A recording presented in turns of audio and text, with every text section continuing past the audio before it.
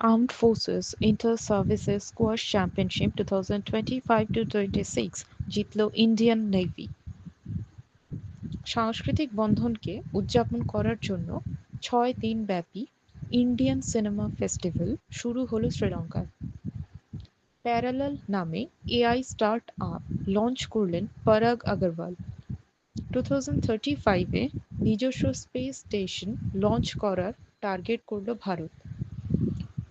2036-এ শুক্র গ্রহের উদ্দেশ্যে ভেনেরা-ডি মিশন লঞ্চ করবে রাশিয়া। সম্প্রতি ৯১ বছর বয়সে মারা গেলেন অভিনেতা অচ্যুত পোদ্দার। ভারতের প্রথম সম্পূর্ণ মহিলা পরিচালিত ক্লিন স্ট্রিট ফুড হাব উদ্বোধন করা হলো মুম্বাইয়ে। ইউপিআই ব্যবহারের তালিকায় ভারতীয় রাজ্যগুলির মধ্যে শীর্ষস্থানে রয়েছে মহারাষ্ট্র।